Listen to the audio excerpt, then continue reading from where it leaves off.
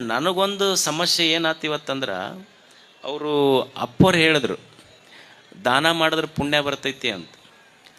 ಅದಕ್ಕೆ ಅವ್ರು ಏನು ಹೇಳಿ ಬಂದರು ಅಂದ್ರೆ, ಕೊಪ್ಪಳ ಅಜ್ಜವರಿಗೆ ನಾವು ಸಮಯ ದಾನ ಮಾಡುತ್ತೇವೆ ಅಂತ ಹೇಳಿ ಕುಂತ್ರು ಅವರು. ಅಂದ್ರೆ ಸಮಯ ದಾನ ಮಾಡಿದವ್ರಿಗೆ ಪುಣ್ಯ ಬಂತು, ತೊಗೊಂಡವ್ರಿಗೆ ನಮಗೇನಾಕೈತೆ ಅಂತ ಚಿಂತೆ ನಮಗಷ್ಟು. ನಮ್ಮ ಕೃಷ್ಣಾನಂದಪ್ಪ ಅವ್ರು ಹೇಳಿದ್ರು ದಾನ ಮಾಡಬೇಕು, ಪುಣ್ಯ ಬರ್ತದೆ. ಎಷ್ಟು ಜನ ಭೂಮಿಯ ಮೇಲೆ ದಾನ ಎಷ್ಟು ದೊಡ್ಡ ಕೆಲಸ ಅಂದ್ರೆ, ಈಗ ನೀವು ಎಲ್ಲೆಲ್ಲೋ ಖರ್ಚು ಮಾಡ್ತೀವಿ ನಾವು. ಈಗ ನೀವು ನೋಡಿ, ಒಂದು ಪತ್ರ ಇರ್ತದೆ, ಪತ್ರ ದಂಡ ಕಟ್ತೀವಿ, ಆದ್ರೆ ದಾನ ಮಾಡಕ್ಕೆ ಹಿಂದೆ ಮುಂದೆ ಮಾಡ್ತೀವಿ. ನೀವೊಂದು ಪತ್ರ ಬರೀತೀರಿ, ಪತ್ರ ಬರೆದು ನಿಮ್ಮ ಊರ ಮುಂದೆ ಒಂದು ಪೋಸ್ಟ್ ಬಾಕ್ಸ್ ಇರ್ತೈತಿ, ಇನ್ನೊಂದು ವೇಸ್ಟ್ ಬಾಕ್ಸು ಇರ್ತೈತಿ. ವೇಸ್ಟ್ ಬಾಕ್ಸ್ ಅಂದ್ರೆ ಡಸ್ಟ್ಬಿನ್ ಇರ್ತೈತಿ. ನೀವು ಬರೆದ ಪತ್ರ ವೇಸ್ಟ್ ಬಾಕ್ಸಿಗೆ ಹಾಕಿದ್ರೆ ಮುಟ್ಟತೈತೋ, ಪೋಸ್ಟ್ ಬಾಕ್ಸಿಗೆ ಹಾಕಿದ್ರೆ ಮುಟ್ಟತೈತೋ? ವೇಸ್ಟ್ ಬಾಕ್ಸಿಗೆ ಹಾಕಿದ್ರೆ ಮುಟ್ಟೋದಿಲ್ಲ, ಪೋಸ್ಟ್ ಬಾಕ್ಸಿಗೆ ಹಾಕಿದ್ರೆ ಮುಟ್ಟತೈತೆ ಅದು. ಹಂಗೆ ನಿಮ್ಮಲ್ಲಿರುವ ಸಂಪತ್ತು ದಂಡ ಕೊಟ್ರ ಅದು ವೇಸ್ಟ್ ಬಾಕ್ಸಿಗೆ ಕೊಟ್ಟಂಗೆ ಹಾಕದಂಗೆ ನೀವು ಬರೆದ ಪತ್ರ. ಮತ್ತು ದಾಸೋಹದಂಥ ಕೆಲಸಕ್ಕೆ ಕೊಟ್ರಿ ಅಂದ್ರೆ ನೀವು ಬರೆದ ಪತ್ರ ಅದು ಪೋಸ್ಟ್ ಬಾಕ್ಸಿಗೆ ಹಾಕಿದಂಗೆ ಹೋಗಿ ಭಗವಂತನಿಗೆ ಮುಟ್ಟತೈತೆ. ಪುಣ್ಯದ ಕೆಲಸ ಮಾಡಬೇಕು, ಆದರೂ ಮನಸ್ಸಾಗೋದಿಲ್ಲ ಒಮ್ಮೆ. ಏನಾಗ್ತದೆ, ನಮ್ಮ ಪುಣ್ಯದ ಕೆಲಸ ಹೆಂಗಿರ್ತಾವಂದ್ರೆ ಭಾಳ ಇನ್ಸ್ಟಿಂಕ್ಟ್ ಇರ್ತಾವ. ಅಂದ್ರೆ ಸಟ್ನ ದೊರಿಬೇಕು ನಮಗೆ, ಭಾಳ ಲೇಟ್ ಆದ್ರೆ ನಡೆಯೋದಿಲ್ಲ ನಮಗೆ. ಭಾಳ ಲೇಟ್ ಆಗಂಗಿಲ್ಲ, ಉದ್ರಿ ನಡೆಯಂಗಿಲ್ಲ ನಮಗೆ. ಒಬ್ಬ ಅವ ಕ್ಯಾಟ್ ಉಡಾಳಿದ ಮನುಷ್ಯ, ಅವನಿಗೆ ಮನ್ಯಾಗ ಮಕ್ಕಳಿಗೆ ಬೇಸರ, ಹೆಣ್ಮಕ್ಳಿಗೆ ಬೇಸರ, ಅದು ಬರೀ ಊರಾಗ ಚುಟ್ಟ ಸೇದ್ಕೊಂತ ಬಸ್ ಸ್ಟ್ಯಾಂಡ್ ಮುಂದೆ ಕುಂದ್ರವ. ಅದಕ್ಕೆ ಮನ್ಯಾಗ ಇದನ್ನು ನೋಡಿ ಯಾರೂ ರೊಕ್ಕ ಕೊಡಲಿಲ್ಲ. ಅದಕ್ಕೆ ಅಲ್ಲಿ ಇಲ್ಲಿ ಏನಾರ ಮಾಡ್ತಿದ್ದ, ಅವ್ರ ಕಿಶಾದಂದು ಇವ್ರ ಕಿಶಾದಂದು ಮನ್ಯಾಗ ಹೆಣ್ಮಕ್ಳು ಅಡಕಲ್ ಗಡಿಗೆ ಅಂದು ಏನಾರ ಮಾಡಿ ತೊಗೊಂಬರ್ತಿದ್ದ. ಒಂದು ದಿವ್ಸ ಎಲ್ಲಿ ಸಿಗಲಿಲ್ಲ, ಬಂದು ಬಸ್ ಸ್ಟ್ಯಾಂಡ್ ಮುಂದೆ ಕುಂತಿದ್ನಲ್ಲ, ಅದು ಮಾರುತಿ ಗುಡಿ ಇತ್ತಲ್ಲಿ, ಜನ ಭಾಳ ಮಂದಿ ಹೋಗ್ತಿದ್ರು. ಒಂದು ದಿವ್ಸ ಅವನಿಗೆ ಯಾರು ರೊಕ್ಕ ಕೊಡಲಿಲ್ಲ, ರೊಕ್ಕ ಸಿಗಲಿಲ್ಲ. ಏನು ಮಾಡ್ಬೇಕು, ಚುಟ ಸೇದಕ್ಕಂತೂ ರೊಕ್ಕ ಬೇಕು ಅವನಿಗೆ. ಎಲ್ಲರೂ ಮಾರುತಿ ಗುಡಿಗೆ ಹೋಗ್ತಿದ್ರಲ್ಲ, ಇವ ಅಂದ, ನೋಡೋಣ ನಾನಂತೂ ಒಮ್ಮೆ ಗುಡಿಗೆ ಹೋಗಿಲ್ಲ, ಇಷ್ಟು ಮಂದಿ ಹೋಗ್ತಾರಲ್ಲ, ಏನಾರ ಶಕ್ತಿ ಇದ್ರೆ ಪರೀಕ್ಷೆ ಮಾಡಿಬಿಡೋಣ ಇವತ್ತು. ಹೋಗಿ ಮಾರುತಿಗೆ ನಮಸ್ಕಾರ ಮಾಡಿ ನೋಡಿ, ಇಷ್ಟು ಜನ ದಿವಸ ನಿನ್ನ ಗುಡಿಗೆ ಬರ್ತಾರೆ, ಮತ್ತು ಅಕಸ್ಮಾತ್ ನಿನ್ನಲ್ಲಿ ಶಕ್ತಿ ಇದ್ರೆ ನಮಗಿವತ್ತು 100 ರೂಪಾಯಿ ಸಿಗ್ಬೇಕಂತ. ಮತ್ತು ನಮ್ಮದೇನು ಉದ್ರಿ ಭಕ್ತಿ ಅಲ್ಲ, ಅಕಸ್ಮಾತ್ 100 ರೂಪಾಯಿ ಸಿಕ್ತು ಅಂದ್ರೆ ನಿನಗೆ 50 ರೂಪಾಯಿ ಬಂದು ನಿನ್ನ ಹುಂಡ್ಯಾಗ ಹಾಕ್ತೀವಿ ನಾವು. ಇಷ್ಟು ಹೇಳಿ ಬೇಡ್ಕೊಂಡು ಹಿಂಗೆ ಒಂದು 20-30 ಹೆಜ್ಜೆ ಬಂದಿದ್ದಿಲ್ಲ, ಒಂದು ನೋಟ್ ಬಿದ್ದಿತ್ತು. ಅವ ಅಂದ, ಅದಕ್ಕೆ ಇಷ್ಟು ಮಂದಿ ಬರ್ತಾರೆ ನಿನ್ನ ಗುಡಿಗೆ ಅಂದವ. ಹಿಂಗೆ ನೋಡ್ದ, ಬಾಗಿ ತಕ್ಕೊಂಡು ನೋಡ್ತಾನ 50 ರೂಪಾಯಿ ನೋಟ್. ಅವಾಗ ಅವ ಅಂದ, ಭಾಳ ಶಾಣೆ ಅದಿ ನೀನು, ನನಗೆ ಫಲ ಕೊಡೋದು ಕೊಟ್ಟು ಮತ್ತು ನಿಂದ 50 ರೂಪಾಯಿ ಮುರ್ಕೊಂಡ ಕೊಟ್ಟು ನೀನಂದವ ದೇವ್ರಿಗೆ. ನಮ್ಮ ಭಕ್ತಿಗೂ ನಮ್ಮ ಪುಣ್ಯದ ಕೆಲಸಕ್ಕೂ, ದೊಡ್ಡವರು ಮಾಡಿದ ದೊಡ್ಡ ಕೆಲಸಕ್ಕೂ ಪುಣ್ಯದ ಕೆಲಸಕ್ಕೂ ಭಾಳ ವ್ಯತ್ಯಾಸ ಐತಿ. ಚನ್ನವೀರ ಶರಣರು ಇವತ್ತಿಷ್ಟು ದೊಡ್ಡವರಾದರು, ಅವರನ್ನು ಲಕ್ಷ ಜನ ಅವ್ರು ಮಾತಾಡಲಿಲ್ಲ, ಆದರೂ ಅವ್ರ ದರ್ಶನಕ್ಕೆ, ಅವ್ರ ಗದ್ಗಿ ದರ್ಶನಕ್ಕೆ, ಅವ್ರ ಜಾತ್ರೆಗೆ ಬರ್ತಾರಲ್ಲ, ಅವ್ರು ಸುಮ್ಮನೆ ಆದ್ರೇನು?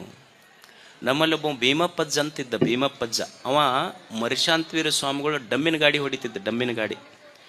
ದೊಡ್ಡ ಶರಣರು ಮರಿಶಾಂತವೀರಪ್ಪವ್ರು ಎಲ್ಲೆಲ್ಲಿ ಹೋಗ್ತಿದ್ರು ಅಲ್ಲೆಲ್ಲಿ ಹೋಗ್ತಿದ್ರಂತ. ಆದ್ರೆ ಅಜ್ಜರು ಗಾಡಿ ಒಳಗೆ ಕೂಡ್ತಿದ್ದಿಲ್ಲ, ಮುಂದೆ ಕೂಡ್ತಿದ್ರಂತವ್ರು. ಅವಾಗ ಕಾರ್ ಇರಲಿಲ್ಲ, ಡಮ್ಮಿನ ಗಾಡಿ ಹೊಡ್ಕೊಂತ ಹೊಂಟಿದ್ರಂತ. ಒಂದು ಎತ್ತಿಗೆ ಏನೋ ಕಾಲು ನೋವು ಬಂದು ಭಾಳ ಕುಂಟಕತ್ತದು, ಅದು ಏನು ಬಳಗ ಹಾಕ್ಕೊಂತಾರಲ್ಲ, ಹಂಗೆ ಹಾಕ್ಕೊಂಡು ಒಂದು ಎತ್ತು ಜಾರ್ಕೊಂತಂತ. ಚನ್ನವೀರ ಶರಣರು ಜಿಗಿದು ಒಂದು ಕಡೆ ಎತ್ತ, ಇನ್ನೊಂದು ಕಡೆ ತಮ್ಮ ಹೆಗಲು ಕೊಟ್ಟು ಮರಿಶಾಂತವೀರ ಸ್ವಾಮಿಗಳು ಡಮ್ಮಿನ ಗಾಡಿ ಎತ್ತದ್ರಂತ. ಅಜ್ಜರಿಗೆ ಗೊತ್ತಾಗಿದ್ದಿಲ್ಲಂತ. ಇಡೀ 4-5 ಕಿಲೋಮೀಟರ್ ಡಮ್ಮಿನ ಗಾಡಿ ಕೊಳ್ಳು ಕೊಟ್ಟು ಹೆಗಲು ಕೊಟ್ಟು ಎಳ್ಕೊಂಡು ಹೋದ್ರು, ಗುರುಗಳಿಗೆ ಗೊತ್ತಾಗ್ಲಾರ್ದಂಗೆ ಸೇವಾ ಮಾಡಿದ್ರು. ನಾವೊಂದು ಟ್ಯೂಬ್ಲೈಟ್ ಕೊಟ್ಟಿರ್ತೀವಿ, ನಮ್ಮ ಹೆಸರು ಬರೆಸಿರ್ತೀವಿ, ಬೆಳಕ ಬೀಳೋದಿಲ್ಲ ಮಠದಾಗ. ಒಂದು ಫ್ಯಾನ್ಗೇನು ಕೊಟ್ಟಿದ್ವಿ ಅಂದ್ರೆ, ಅಕಸ್ಮಾತ್ ಬ್ಯಾಸಿಗೆ ದಿವಸಕ್ಕೆ ಸ್ವಾಮಿಗಳು ಫ್ಯಾನ್ ಹಚ್ಕೊಂಡು ಮಕ್ಕೊಂಡಿದ್ರೆ ಬೀಗರಿಗೆ ಕರ್ಕೊಂಡ್ಬಂದ್ರಂದ್ರೆ ಆರಿಸ್ರಿ ಅದನ್ನ ಅಪ್ಪಗಳನ್ನ. ಯಾಕ ಇಲ್ಲ, ನಮ್ಮ ಹೆಸರು ಕಾಣುವಲ್ದು, ನೀವು ಆಫ್ ಮಾಡಿದ್ರೆ ತೋರಿಸಿ ಹೋಗ್ತೀವಿ, ಆಮೇಲೆ ಹಚ್ಕೊಳ್ಳು ಅಂತನ್ನೋ ಭಕ್ತರು ನಾವು. ಚನ್ನವೀರ ಶರಣರಿಗೆ ಅದಕ್ಕೂ ದೊಡ್ಡವರಾದರು. ಅವರು ಸೇವಾ ದೊಡ್ಡದು ಮಾಡುತ್ತು, ಅವ್ರ ಕರ್ಮ ದೊಡ್ಡದು ಮಾಡುತ್ತು. ಅದಕ್ಕೆ ಮನುಷ್ಯ ದೊಡ್ಡವ ಆಗಬೇಕಾದ್ರೆ ದೊಡ್ಡ ಕೆಲಸ ಮಾಡೋದು. ಚಲೋ ದೊಡ್ಡ ವಿಚಾರ ಮಾಡೋದು, ದೊಡ್ಡ ಕೆಲಸ ಮಾಡೋದ್ರಿಂದ ಮನುಷ್ಯ ದೊಡ್ಡವನಾಗ್ತಾನೆ ಅಷ್ಟೆ. ಅದಕ್ಕೆ ಇವತ್ತಿನ ಪುಣ್ಯ ಸ್ಮರಣೋತ್ಸವದ ಈ ಯಾತ್ರೆ ನಮಗೇನು ತಿಳಿಸ್ಕೊಡ್ತದೆ ಅಂದರೆ, ಎಲ್ಲ ಅಪ್ಪ ಅವ್ರು ಹೇಳಿದ್ದು ಮನುಷ್ಯ ಪುಣ್ಯದ ಕೆಲಸ ಮಾಡಬೇಕು. ಪುಣ್ಯ ಸುಖ ಕೊಡ್ತೈತಿ, ಪುಣ್ಯದ ಕೆಲಸ ಮಾಡಬೇಕು. ಈಗ ನೋಡಿ, ಮನುಷ್ಯನಿಗೆ ಸಾವು ಬರ್ತದೆ. ಸಾವಿಗೆ ಯಾಕೆ ಭಯ ಪಡ್ತಾನೆ ಮನುಷ್ಯ ಹೇಳಿ? ಸಾವಂದ್ರೆ ಮನುಷ್ಯ ಅತ್ಯಂತವಾಗಿ ಭಯಭೀತನಾಗುವುದು ಸಾವಿಗೆ. ಸಾವಂದ್ರೆ ಯಾಕೆ ಭಯ ಪಡ್ತಾನೆ ಮನುಷ್ಯ ಹೇಳಿ? ಈಗ ನೋಡಿ, ಮನುಷ್ಯನ ಸಾವು ಎಂದೋ ಒಂದು ದಿವಸ ಇಲ್ಲ. ನಾವು ಎಂದು ಹುಟ್ಟಿವಿ, ಹುಟ್ಟಿದ ಕ್ಷಣಕ್ಕೆ ನಮ್ಮ ಸಾವು ಪ್ರಾರಂಭ ಆಗೈತಿ. ಡೇಟ್ ಆಫ್ ಬರ್ತ್ಕಿನ್ನ ಡೇಟ್ ಆಫ್ ಡೆತ್ ಮೊದಲ ಬರೆದ ಕಳಿಸ್ಯಾನ ದೇವ್ರು, ನಾವೆಂದು ಸಾಯಬೇಕು ಅನ್ನೋದನ್ನು. ಜೀವನ ಅಂತ ನಾವು ಯಾವುದು ಕರಿತೀವಲ್ಲ, ಅದೊಂದು ಸ್ಲೋ ಡೆತ್. ದಿವಸ ಸಾವಿನ ಕಡೆ ಮುಖ ಮಾಡಕತ್ತಾನ ಮನುಷ್ಯ. ಈಗ ಹುಟ್ಟು ಅಂದ್ರೆ ಸಂತೋಷ ಪಡ್ತೀವಿ, ಸಾವು ಅಂದ್ರೆ ಭಯ ಪಡ್ತಾನ ಮನುಷ್ಯ. ಯಾಕೆ ಭಯ ಪಡ್ತಾನ? ಸಾವಿಗೆ ಯಾಕೆ ಹೆದರ್ತಾನ ಮನುಷ್ಯ? ಈಗ ಯಾರೋ ಒಬ್ಬರು ಹುಟ್ಟಿದ ಸುದ್ದಿ ತೊಗೊಂಡು ಬಂದರು ಅಂದ್ರೆ ಪೇಡ ಕೊಟ್ಟು ಮೂವ್ ಮಿಟಾಕರು ಅಂತೀವಿ ನಾವು, ಹೌದಲ್ಲ? ಬಾಯಾಗ ಸಕ್ಕರೆ ಹಾಕ್ರಿ ಅಂತೀವಿ. ಯಾರೋ ಒಬ್ರು ಸತ್ತು ಸುದ್ದಿ ತೊಗೊಂಡ್ಬಂದ್ರೆ ಮೂವ್ ಮಿಟಾಕರು ಅಂತ ಸಕ್ಕರೆ ಹಾಕ್ತೀವೇನು ಬಾಯಾಗ? ಇಲ್ಲ. ಮನುಷ್ಯನಿಗೆ ಸಾವು ಯಾಕೆ ಭಯ ಪಡಿಸ್ತೈತಿ ಅಂದ್ರೆ, ಮನುಷ್ಯ ನಾವೇನು ತಿಳ್ಕೊಂಡಿವಿ, ನಮ್ಮಪ್ಪ ತೀರ್ಕೊಂಡಲ್ರಿ ಭಯ ಆಗ್ತೈತಿ, ನನ್ನ ಮಗ ತೀರ್ಕೊಂಡಿದ್ದಕ್ಕೆ ಭಯ ಆಗ್ತೈತ್ರಿ.